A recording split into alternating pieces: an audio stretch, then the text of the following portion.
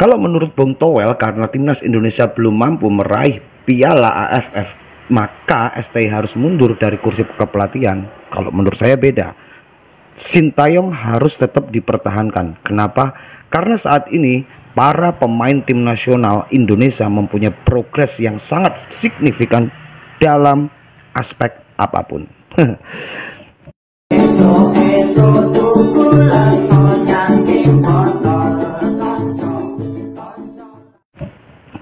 Oke, kembali lagi di sliding tackle-nya Cak Ruri. Jadi kalau para komentator, dua orang komentator ini selalu mencari celah bagaimana cara menggembosi kepelatihan dari Sintayong, maka saya hanya ingin meluruskan apa yang dikomentari oleh Bung Towel dan juga Bung Akmal.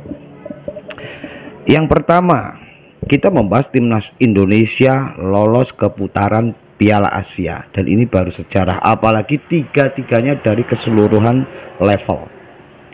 Tapi menurut Bung Towel ini bukanlah sebuah prestasi, karena lagi-lagi dia berpatokan, yaitu ketika mencapai sebuah prestasi maka harus mendapatkan piala, yaitu tetap aja piala AFF. Itu menurut kacamata Bung Towel, tanpa melihat progres perubahan yang signifikan yang terjadi pada para skuad tim nasional Indonesia. Sekarang kita bandingkan. Sebenarnya saya nggak mau sih ngebanding-bandingin, wegah aku asli, soalnya aku pecinta timnas. Kalau kita ingat timnas tempo dulu, yang paling fresh lah, ketika kita melihat Budi Sudarsono. Kurang apa Budi Sudarsono? Gocekannya luar biasa. Bambang Pamungkas, dia mempunyai terbangan soccer ya, tinggi banget kalau dia udah terbang untuk mau nyundul itu bola. Firman Utina, kurang apa? Akurasi umpan-umpan dari lini tengah ke depan. Dari kiper kita udah tahu ada Marcus Horizon, yang sebelumnya kita punya kiper fenomenal Hendro Kartiko dan juga Kurnia Mega. Tapi kita perhatikan dengan teliti, ketika para tim nasional ini bermain di babak pertama, itu luar biasa, agresifnya luar biasa, permainannya cukup menjanjikan. Tapi ketika babak pertama mulai masuk ke menit 35-37, permainan mulai menurun, mental mulai menurun, apalagi kalau kebobolan terlebih dahulu.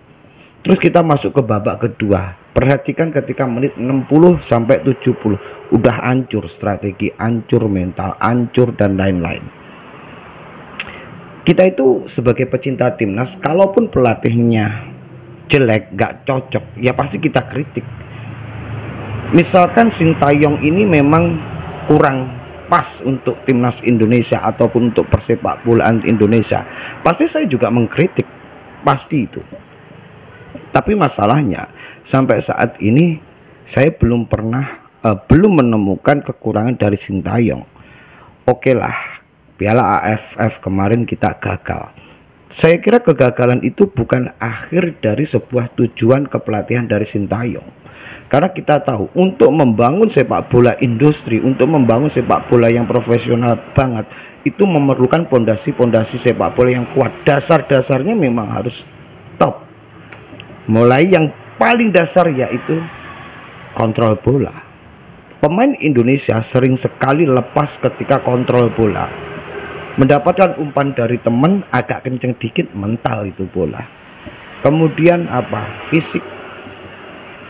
Kita sering sekali melihat para pemain-pemain kita, masalah fisik itu sangat-sangat krusial. Saya nggak mau mengulas lagi fisik, tadi udah saya ulas. Kedisiplinan. Kita kurang apa dengan Osvaldo Hai? Permainan Osvaldo luar biasa, individu luar biasa, instingnya luar biasa, tapi dia tidak mempunyai kedisiplinan. Maka di era Sintayong dia nggak kepake. Kalau boleh jujur, Osvaldo pemain yang luar biasa menurut saya. Itu salah satu contoh dari Sintayong. Pondasi, kemudian kedisiplinan, fisik, mental. Sekarang kita perhatikan pada pertandingan semifinal melawan Vietnam. Mental di situ yang berbicara. Kedua adalah fisik. Ketika Indonesia diuji permasalahan ketika semifinal, itu luar biasa. dengan bermain dengan berapa pemain itu, ya kan? Tapi bagaimana Indonesia mampu mengalahkan Vietnam? Lagi-lagi fisik. Ketika final melawan Thailand, 2 kali 45 menit dilewati tanpa kita melihat fisik dan mental pemain Indonesia turun. Padahal di situ terjadi sebuah fenomena yang luar biasa. Ada gesekan-gesekan, bahkan hampir, kalau ngomong bahasa Jawa, tawuran. Memang wis tawur itu. Tapi ketika 2 kali 45 menit itu terlewati, ada babak tambahan, pemain Indonesia tetap mempunyai fisik dan mental yang luar biasa. Disitulah akhirnya Indonesia mampu mengalahkan Thailand waktu itu. Oke, kita berbicara tentang itu. Terus kemudian, ketika timnas Indonesia lolos ke babak fase grup Piala Asia, kalau menurut saya Piala Asia ini adalah salah satu cara kita untuk mendekati Piala Dunia. Salah satu caranya cuma ini aja. Tapi menurut Toel, dia tetap nggak yakin gitu loh. Kalau saya sebagai pecinta timnas, dengan melihat progres yang seperti ini, karena kita nanti akan berada dengan grup Irak, Vietnam, dan juga Jepang. Di sini nggak ada grup-grup, di sini nggak ada tim lemah. Jepang kita sudah tahu, Irak juga pernah menjuarai. Kalau Vietnam mungkin levelnya masih sepadan dengan kita, meskipun di dalam ranking FIFA Vietnam masih jauh di atas kita. Tapi untuk urusan kemampuan ataupun permainan, saya kira Indonesia masih mampu mengimbangi dan mungkin mengalahkan. Irak pun saya yakin dengan pemain-pemain yang ada saat ini, dengan pengalaman-pengalaman pemain yang ada di timnas senior saat ini, saya yakin mampu mengalahkan Irak. Kenapa? Kita tahu pada back ada Elkan Bagot, pengalaman luar biasa di Liga Inggris. Ada Jordi Amat, pengalaman yang luar biasa juga ketika dia masih ada di liga-liga di Eropa, di Liga Spanyol. Bahkan dia sudah sering bertemu dengan pemain-pemain top Eropa saat dia main di Liga Spanyol. Masih ada siapa lagi tuh, Ivar Jenner, kemudian Rafael Struijk. Mereka semua pemain-pemain yang bermain di kasta-kasta, meskipun kasta kedua, tapi setidaknya di Liga Eropa. Karena di sana pembentukan karakternya itu lebih menonjol. Jadi semua itu menu-menu untuk menuju ke pemain profesional sepak bola industri itu mereka sudah mempunyai. Ada Marcelino Ferdinand main di Liga Belgia. Saya yakin pengalaman-pengalaman itu nanti akan dibawa ke Indonesia untuk memperkuat timnas Indonesia saat melakoni laga kualifikasi grup Piala Asia. Ada Pratama Arhan, kemudian ada Asnawi yang juga sekarang menjadi artis dadakan karena dijodoh-jodohin sama salah satu selebgram yang ada di Indonesia. Masih banyak lagi, mungkin Sandy Walsh, Sen Patinama. Para pemain-pemain Indonesia saat ini tuh nggak ada yang mainnya di Liga Tarkam, hanya beberapa saja.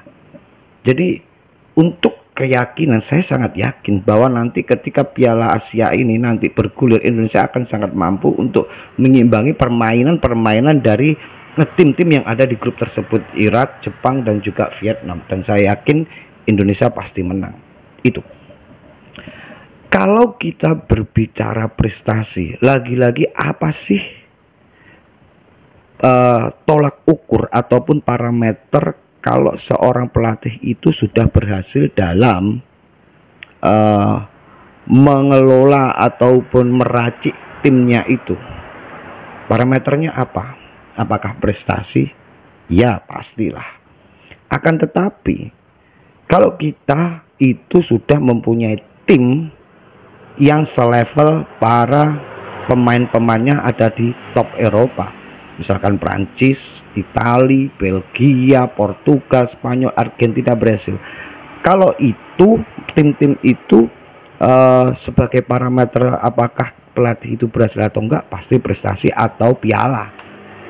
Tapi kalau untuk Indonesia parameternya bukan prestasi ataupun piala. Untuk saat ini parameternya adalah bagaimana kita mampu menonton sepak bola yang benar-benar top, bagaimana pelatih itu mampu membangun pondasi sepak bola yang ada di Indonesia itu menjadi benar-benar menjadikan para pemain itu yang nantinya bisa menjadi pemain yang bisa menciptakan permainan industri. Karena ketika kita sudah mengarah pada permainan industri, maka yang ditonjolkan bukan individual ataupun keegoisan, karena di sana kolektif. Karena sebenarnya sepak bola itu adalah permainan kolektif untuk mencapai hasil yang maksimal. Kalau di Indonesia kita sering sekali di depan gawang gitu udah jelas di depannya itu ada pemain lawan yang sudah menutup, dia masih nekat aja ditendang, akhirnya ya jelas mental lah karena di depannya udah ada lawan yang untuk siap menghadang. Itulah kenapa nggak diumpan, padahal di sisi lain ada ruang kosong yang mana di situ ada temen satu tim, itu aja nggak diumpan. Nah disitulah ada yang namanya mental dan kolektivitas. Jadi Indonesia saat ini sebenarnya untuk tim nasional itu mempunyai progres yang luar biasa, signifikan banget dalam segi perubahan, yaitu mental, fisik, kedisiplinan, dan strategi. Tetap salam sehat, salam waras, Indonesia juara.